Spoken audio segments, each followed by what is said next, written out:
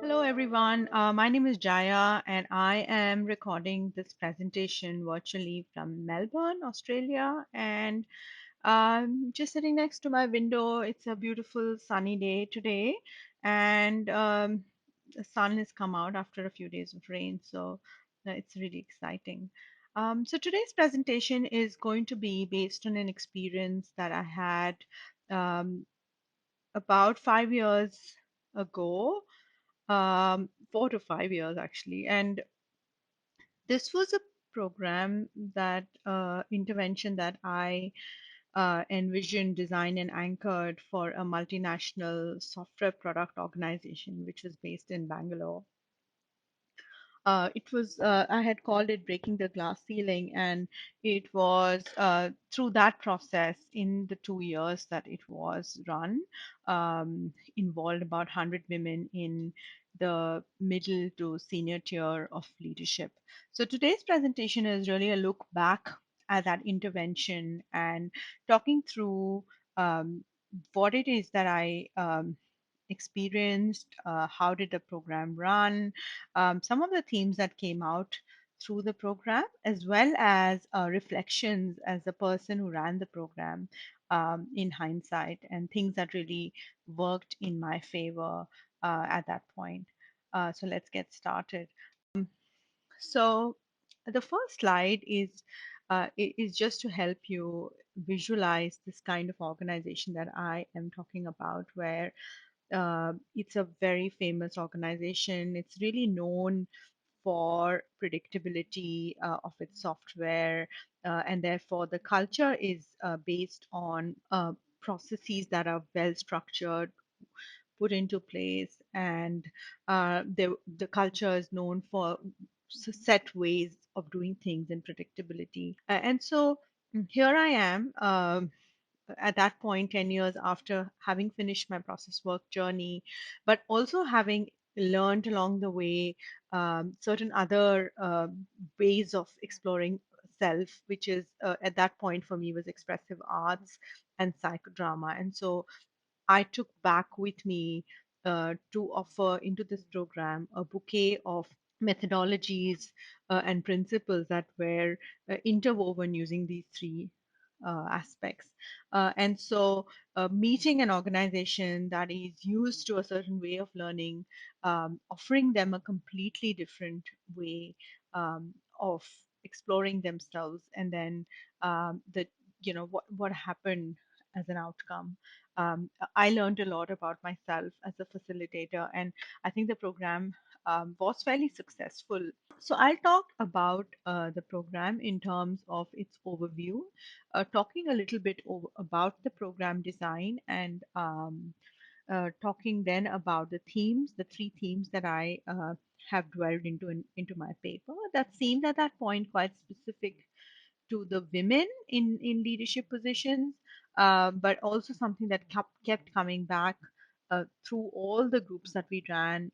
We must have run about at least 10 groups at the time. So this particular program actually ran over three stages. So the first stage, Believe, was 2 days, and really focusing on uh, setting apart this program from many others that people may have experienced in the way that it was invited upon, in the tone that the program took, and the texture that it offered. And then also setting expectation in terms of pre-work that was needed for participants to do. And there was a certain rigor that I expected from everyone, and that was something that I wasn't willing to compromise on, just because the quality of the interface work that people did really impacted on the quality of time and the attention that they all brought to the process. The second stage was Own, which was residential at the time, and it was also the first time that a lot of women had actually moved or stayed away from home for the purpose of themselves. So it was quite a significant moment in their life journey, and a lot of the content of work and the dilemmas and the conflicts that the women were experiencing were very much in that here and now, having left some of their roles behind, not knowing what to do with themselves if they weren't occupied by known tasks and ways of being. And the last phase was ACT, which was more one-on-one coaching, and there were 5 sessions of 1 hour duration that I had with all the women who could come into that stage. And then at the closure, everyone documented their journey as a metaphor. And I in the last conversation we had a chat about how do they move forward with what they're coming to know about themselves and what is important for them going forward. So really positioning the program as something that's more ongoing and not something that's static. And they finished with their learning opportunities. So that's really an overview of the design. And if I look back at what each of those stages did for, or what was the sort of intention of each of those stages, the first stage was really a call to adventure. And also an opportunity to find allies, because as all of you would know, that any inner process, inner growth is extremely excruciating, and we need allies. We need people who are going to stand by us in those really difficult moments when we're experiencing the deepest of sorrow and angst and anguish. And so that was really something that was really important in the first stage, is finding those allies. And the second stage was about exploring these dilemmas and what is happening in the present, and where has that come from, and behind all of that, what emotions lay that have been forgotten or perhaps frozen in time. And the last stage was about what is it that I need to take the leap of faith. So that is really how I experienced the 3 stages. And the pre work changed from stage to stage, but journaling was something that was a constant. And in some sense, I was quite particular about everyone setting up a journal for themselves and using that journal for the period of time that they were engaged in that entire process. Now, of course, the program was voluntary, so people could come in to believe, and if they didn't want to proceed further, that's fine. Or go into own and then not continue with coaching. So that was fine. And there were people who actually did believe in 1 year, and 6 months later they came into own. And so they could really pace out how ready they felt to be able to take on this kind of tumultuous process. Um, so that's about the process and the overview. And I think in terms of methodology, like I've already mentioned, the base of it was process work. So really paying attention to the tenets, the 4 tenets, and the and looking at the here and now, and also looking at meaning making. So that was definitely something that was something that I paid attention to, is how are people coming to know about themselves? How have they made sense of their world? How are they engaging with people? So it was mostly what I my own process work experience, and some of the prompts or exercises or activities, if you may call them so, where based out of psychodrama. So we use a lot of concretization. We did enactments. We did a lot of work with our body. So movement was a huge part of the kind of process that we experienced. Art making, um, uh, going out in nature, paying attention to all the senses, and really tuning into oneself. So those were the kinds of things that happened in terms of the design. And design changed from group to group. So going into themes, these are the 3 themes that I saw repeating themselves quite often. One was the landscape of emotions. The second was in terms of self worth, and the third was in terms of how do they manage uncertainty. And going back to the organizational culture, perhaps even to look at the fact that a lot of the women here had been trained in a particular way, studied engineering, which is quite logical and structured and linear in terms of how you approach things, and then to be able to uh, get into an organization that expects you to adapt, to changing context, to changing customer needs, to even intergenerationally, the employees that come in every few years is literally another generation. So how does one still adapt and be open to change, was something that I think these three aspects were directly connected into. So moving into those, um, uh, in the first one, which is the landscape of emotions, as you can see, it was quite. The image talks about a frozen landscape. So the sense of deadness and a sense of being static, and that really came from prioritizing or privileging tasks, and sort of thinking that the emotions are not supportive of professional roles, and also looking at the fact of how in the past sometimes emotions were, if someone did um express their emotions in certain ways, that was rejected by people or environments, and therefore holding on to the thing of, oh, I can never express my emotions, or it's actually better, my professional side is better off without emotion. So there were a lot of those assumptions that came in the way of how people experienced themselves. And so I noticed that people in the group spent a lot of time actually diverting or distracting themselves from emotions.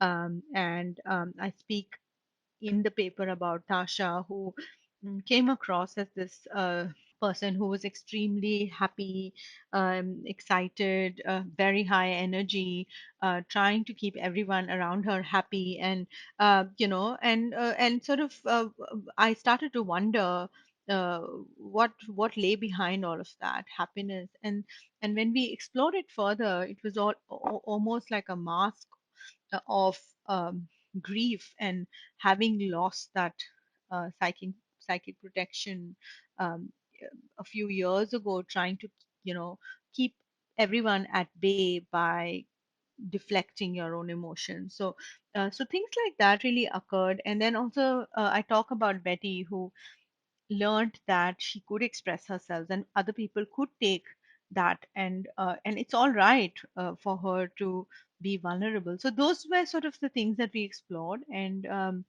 the way we did it was really, firstly, just starting with an emotional vocabulary, so naming emotions, so starting with how many emotions can you name, and okay, so after that, what is this emotion feel like in your body, if you had to um, describe it texturally or viscerally, how does that feel, how does it differentiate one from the other, and then how can we be impacted and let emotion stay with us rather than wanting to run out of it very quickly, get preoccupied by something else. So really trying to look at it, demystify a bit of the emotions, but and also playing with emotions, like having fun with it, trying depicting it in different ways, expressing it in different ways, uh, having chats which are gibberish, and then trying to make sense of what that emotion conveyed.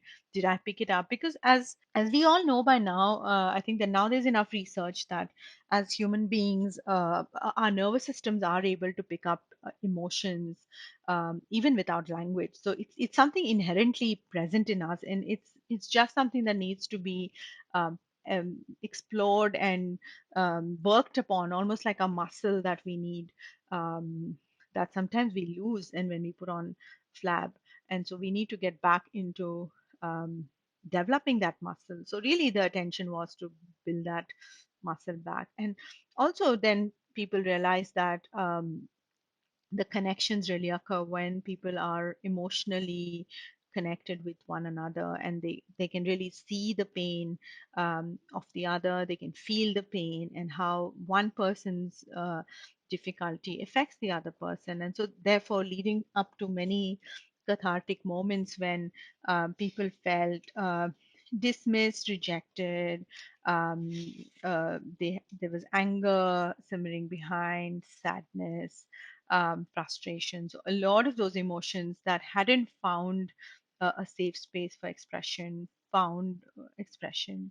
Second aspect that was also important and something that I noticed was that even though a lot of the women, like I shared before, were extremely well educated, came from tier one institutions, a lot of them had a very low self worth. And even though some of them were really confident, and at the outset you couldn't make that out, a lot of them had a sense of, am I good enough? How do I validate myself? I need someone else to validate me. And then I talk about um, an example like that in my paper when someone talks about this need to be liked and wanting to do things that need approval. And therefore, that becomes a journey by itself, is doing things that are going to be confirmed by other people and not necessarily doing something new or different because you don't know how that's going to be received by others. So that was the sort of landscape. And if you look at the image here, everyone sort of had the same color, texture, size, and everyone looked, felt, and came across as the same.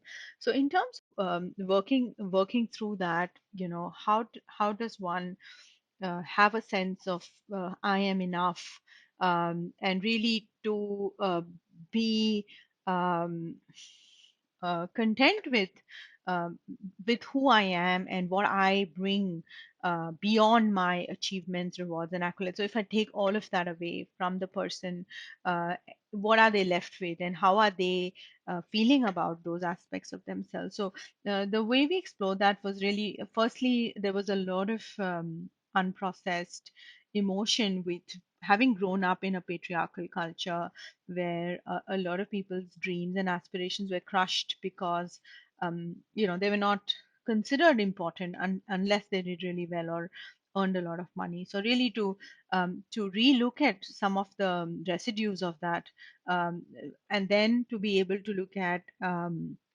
you know what is behind this drive of mine, like why am I this particular way.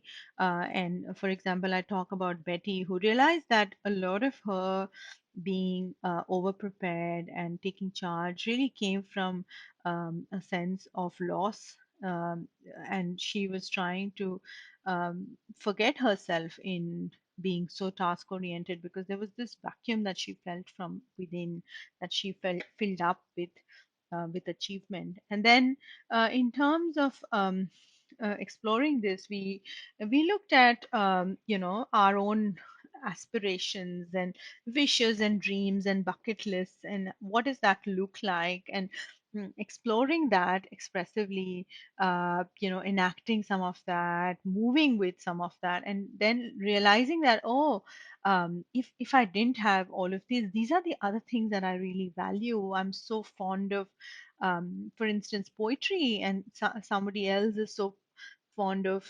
storytelling, and so that's really important to me. And how come I've not paid enough attention to that? And so really to integrate certain aspects of oneself that I've forgotten, and to give yourself back the authority that perhaps had been given away to other people. And lastly, uh, as expected, firstly coming into the organization as engineers and then working into an organization which is pretty predictable, dealing with uncertainty was not something that was easy for a lot of the participants. So we realized that even doing really simple tasks that expected people to go out of their comfort zone was really, really hard and paralyzing. And there was a huge self judgment, there was a fear of failure, and all of those things were really terrifying. And so it was really important for me in that process to stay with those difficult feelings and not challenge them or not push people or not provoke them, but really be compassionate about how difficult this process is for each one of them, and then taking really baby steps. So a lot of the work that we did at this stage was to really recognize what is the fear, like what's the worst case scenario, and then when we concretize that psychodramatically, a lot of it was coming out of authority or being invalidated in the past, or being called out in the past, or a voice, a critical voice that actually had become your own voice. So I think working through some of those aspects were a way that we could integrate um, the full perspective about uncertainty, rather than it just being, oh, this person's finding it hard, but really uh, what what is causing it, what attributes to this entire thing. So there's a bit more compassion that uncertainty can hold, and it can be really frightening. And so they need to see an anchor in their parent. They need to see certain things that remain consistent. So working through what is consistent, their strengths are consistent, the anchors in their life are consistent, and really staying marooned on that as you start taking risks was something that we paid attention to at this stage. So moving on to the next slide, I am going to talk a little bit about the leap of faith, and I want to take a moment here to uh, you know, to share a quote by Brené Brown, who talks about taking ownership of your story. And I think this is really important, not only um, for people in general, but especially for women, because a lot of times, as a part of our upbringing and culture, embracing our vulnerability is not something that we have been taught is okay, or that what is brave, what is being brave. And she talks about only when we are brave enough to explore the darkness will we discover the infinite power of our light. So I find this really very, very motivating, is um, just the change that happens to a person once they own their own story, and they are able to hold that with some conviction that this is who I am, this is where I've come from, this is what makes me unique, and these are the strengths that I now can take forward into the world. And so there's already a shift at this stage in terms of how people hold their own self and how they hold their body, and it's very palpable, the shift that can be noticed at this stage. And so in this leap of faith, I think what became important for me, firstly, was that I find that the one-on-one sessions were really important, because a lot of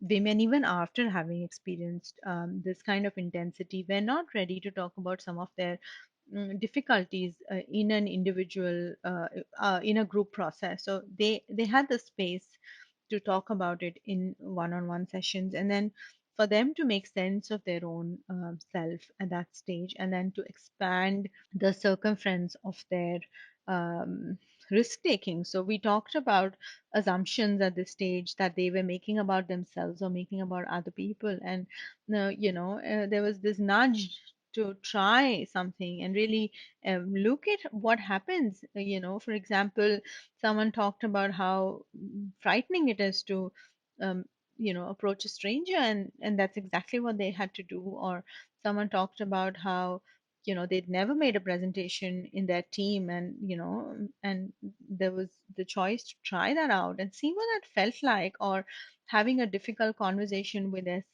partner, or with a manager, and talking about things that they hadn't spoken about, and actually at the end of it coming back to the next session and realizing that, wow, that was empowering, that was something I could have never tried, but I was willing to give it a shot, and staying really, as a coach, staying very descriptive in terms of what I noticed, and and staying process oriented in terms of um, how I reflected on their approach.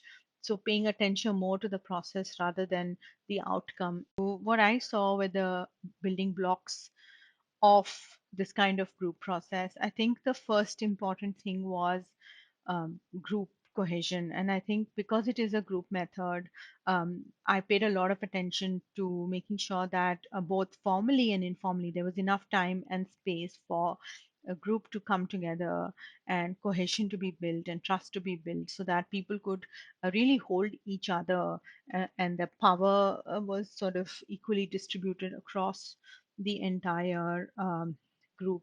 The second thing that I personally paid attention to was being inclusive. So really staying with everyone in the way I use language, in the way initiatives were offered to people, in the way I came across to other people. So really staying very, very inclusive to everyone and not picking any favorites. And I think this is important and very inadvertently this happens that in a group process as facilitators we do like some people more than we like others, and this sort of thing comes through in the way we approach people, the way we speak, the way our tone of voice. So I think that was something that I was really, really conscious of.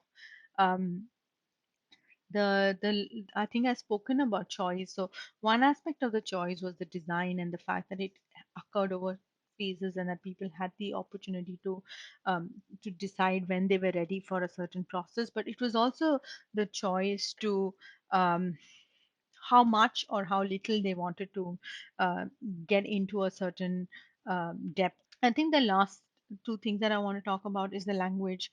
As facilitators, sometimes we tend to be a bit critical in the way we use language with people, and especially somebody who's trying to enter the process for the first time. It is already quite um, scary. I think the metaphor of the child going into the school for the first time, and so the language of hope, the language of optimism, the language of you can, I wonder, trying to bring things to a positive light. It works really, really well for the person. And I think now there's enough research, even through neuroscience, about how language plays a big role in therapy and in any such processes. The other aspect is about shocking people. Um, and I think I've spoken about in the paper about how neuroscience is now confirming that people need to feel safe, and they need to uh, they need to feel like they are dipping their toes slowly, and that no one's pushed into any process. And so the role of the facilitator to be patient and to be waiting, and to prepare the soil um, for work to be done, rather than um, being impatient and pushing with a certain outcome in mind. So I think that's really important. Slide really talks about how what are if you're a new facilitator or you're trying to take a new process into an organization, what would I suggest to you? So I think the most important thing is to have your own process of contemplation. And for me, it was my own expressive art experience where a lot of that helped me to keep track of myself, to pay attention to myself, to notice myself. And so that really reflected day to day in terms of how I checked in with myself and how I took time to support myself. And so therefore, learning from each group uh, about my own self. The second thing was very important was the buy-in from management. So I think in this particular case, I had a really strong relationship with the stakeholders. So if the program did go into a bumpy patch, as I write about, it was okay for us to keep going with some checks and balances, but the program did not stop. So I think that kind of acceptance of your process is really important in the eyes of the stakeholder. The third thing that I think is really important is documentation. And in our case, there was a second person in the group who's primarily documenting everything that was happening for individuals in terms of process, and having those documents available, um, to look at how each person was moving through the process, looking at which particular prompts worked, didn't work. And lastly, I think for me, the biggest thing that I took away from this process is transparency. That I am going to be that person who is extremely transparent about the way I engage with process. And I'm not going to be popular, uh, but I'm going to be quite solid in terms of expressing how I am feeling at various points in time. And so that, I think, really stood me in good stead. So that brings me to the end of this presentation, and I hope it gives you some ideas if you are looking at something like that. And thank you very much for your time and patience, and I'll chat with you all soon.